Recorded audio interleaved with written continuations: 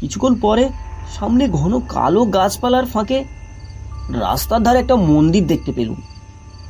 মন্দিরের উঁচু খোলা চত্বরে কারা বসে কথা বলছিল। আমি দৌড়ে গিয়ে সেখানে দাঁড়াতেই লোকগুলো হইচই করে উঠল। কে কে হাঁপাতে হাঁপাতে বললুম, আমি আমি কে? আগে আমি কলকাতা থেকে আসি। এই যাবো কাঞ্চনপুর। বাস ফেল করে বড় বিপদে পড়েছি।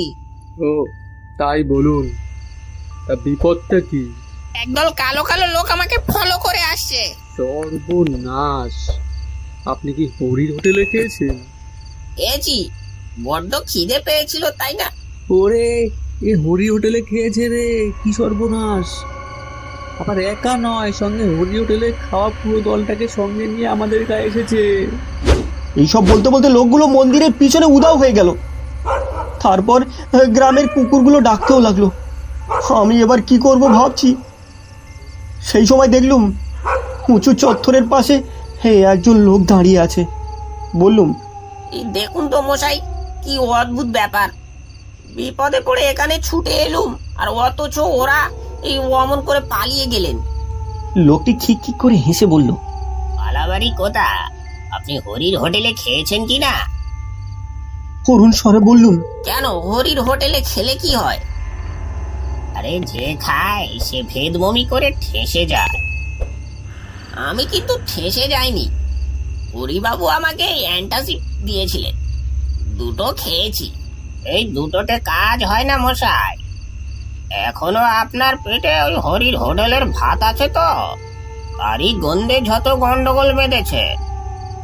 এই কারা আপনাকে ফলো করছে বলেছিলেন জানো? হ্যাঁ, একজন দুজন করে অন্তত 30-40 জন হবে। এই জ্যোৎস্নায় সব কালো কালো মূর্তি। তারাও হরির হোটেলে খেয়ে ঠেসে গেছে। কোথায় বলে স্বভাব যায় না মলে। হরির রান্নাটা যে সুস্বাদু, সেই লোভে পড়ে পেট পুরে খেলেই কেলেঙ্কারি।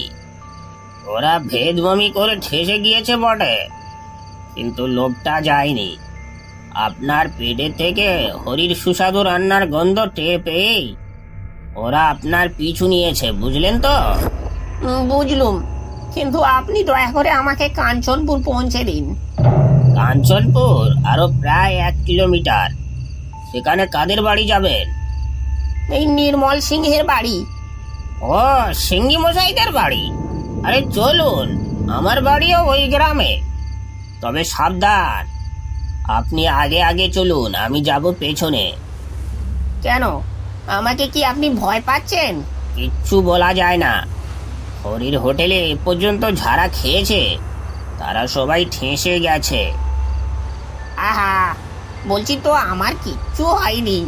টাটকা ঠেসে যাওয়া বডি তো, তাই প্রথম প্রথম কিছু টের পাওয়া যায় না। মনে হয় এই তো দিব্যি আমার বডিখানা। আস্ত আছে, কিন্তু আত্মার ভম। আসলে বডি কখন চিতায় পুড়ে ছাই হয়ে গেছে। কি অদ্ভুত! মোটেও না, এমন হতে পারে না। আপনার বডির স্মৃতি আপনাকে এই এখনো আস্ত রেখেছে। যাকগে, এই চলুন, ওই পিছনে তাকাবেন না।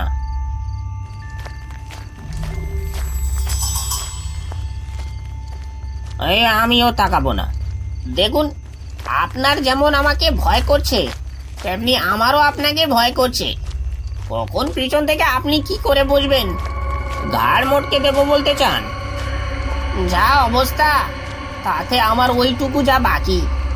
আরে বাজে কথা বলবেন না, আপনি বড্ড অকৃতজ্ঞ মানুষ তো। আমাকে মানুষ বললেন যখন, তখন আর আমাকে ভয় কেন? বরং আপনার ভয় পাওয়া উচিত যারা আমাকে ফলো করে আসছিল তাদের। লোকটি থমকে দাঁড়ালো। এই রে, একেবারে ভুলে গেছি, আমার জামার পাশ পকেটে টর্চ আছে। আরে বের করা যাক। আগে আপনাকে ওই টর্চের আলোয় দেখিনি, তারপর এখনো কেউ পিছনে ফলো করছে কিনা দেখা যাক। বলে সে টর্চ ঝেলে আমাকে খুঁটিয়ে দেখলো। তারপর ঘুরে দাঁড়িয়ে পিছনের দিকে টর্চের আলো ফেললো। কয়েক মুহূর্তের জন্য সেই আলোয় দেখলুম এই একদল আস্ত কঙ্কাল ছিটকে দুধারে গাছপালার মধ্যে লুকিয়ে পড়লো। আর লোকটা সেই দৃশ্য দেখে প্রচন্ড বেগে দৌড়ে কোথাও উধাও হয়ে গেল। আমার সৌভাগ্য, তার হাত থেকে জ্বলন্ত টর্চটা ছিটকে পড়েছিল। সেটা আমি কুড়িয়ে নিয়ে আবার নির্ভয়ে হেঁটে চললুম। মাঝে মাঝে ফিরে ফিরে টর্চের আলো ফেলছিলুম, কিন্তু আর কেউ আমাকে অনুসরণ করছিল না। বেশ কিছুক্ষণ চলার পর রাস্তার বাঁকের মুখে মোটর সাইকেলের উজ্জ্বল আলো দেখা গেল।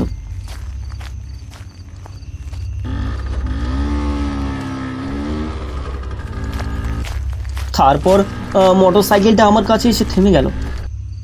নির্মলের সাড়া পেলুম। হেঁটে আসতে কোনো অসুবিধা হয়নি তো? আয় আয়, ব্যাক সিটে বস। এই দোষটা আমারই, বুঝলি? মোটর সাইকেলের ব্যাক সিটে চুপচাপ উঠে বসলুম। যা ধকল গেছে, এখন আর কোনো কথা নয়। এমনকি হরির হোটেলে খাওয়ার কোথাও চেপে যাব। ও হরি দেওয়া অ্যান্টিসিডেন্ট ট্যাবলেট দেখি বলবো রাতে কিছু খাবো না, পেটের অবস্থা ভালো না। তাছাড়া আমি হরির হোটেলে খেয়ে এসেছি শুনে নির্মল নিঘাত আমাকে ফেলে পালানোর চেষ্টা করবে। তার মানে ও মোটর সাইকেলের অ্যাক্সিডেন্ট এবং আমি নিজেই ভূত হয়ে যাব। সর্বনাশ। শুধু একটাই ভাবনা, হরির হোটেলের ভাত যতক্ষণ না পুরো হজম হচ্ছে ততক্ষণ কি নির্মলের বাড়ির আনাচে কানাচে সেই ছায়া কালো মিছিলের মূর্তিগুলো গন্ধ শুকতে ঘুরে ঘুরে করে বেড়াবে? দেখা যাক।